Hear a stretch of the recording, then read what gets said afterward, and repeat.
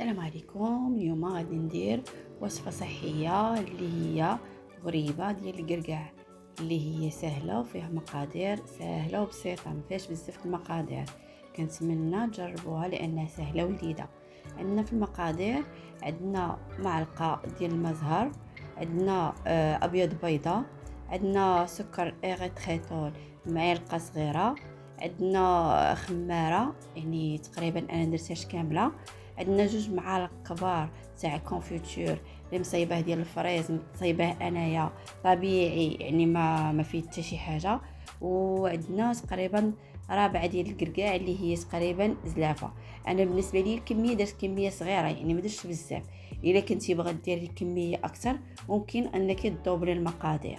صراحه تجي بحال المعلكه ديال القرقاع، كتجي زوينه وصحيه، يعني الواحد ما يحرمش راسو، يعني حتى هو ياكل الغريبه ديال القرقاع بحالو بحال الناس اللي ما دايرينش الريجيم. وضروري واحد قبصه تاع الملح باش كتقاد الذوق.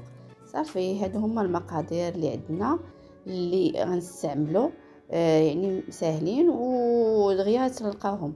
صافي كنت نتمنى بديت انا درت القرقاع طحنت القرقاع في الهاشواغ. صافي وبديت كنزيد عليه المقادير في الهاشواغ، يعني ما زدت الكونفيتور، يعني ما محتاجاش يعني هذا دغيا زدت ابيض بيضه. صافي ملي زدت ابيض بيضه كنزيد الماء زهر اللي عندي، ومن بعد كنزيد هذا الاغيتريتول معلقه صغيره، ممكن تعوضيها بالعسل ولا اللي بغيتي، قبصه الملح، وهنايا الخماره اللي عندي. صافي وكنجمعها هكا بيديا بسهوله، دغيا تتجمع وتنديرها في الفران. صافي وكنقادها الشكل ديالها، هي درت لها الشكل ديالها وتندخلها الفران 10 دقائق دغيا تطيب. يعني هي ما محتاجاش وقت كثير، يعني انت ملي تدخليها الفران يعني بلا ما هكا دغيا شويه وتخرجيها، حيت لا تعطلتي عليها دغيا تتحرق. هي ما محتاجاش فاش بزاف المقادير اللي كطيب باش محتاجه انها تبقى مده طويله في الفران.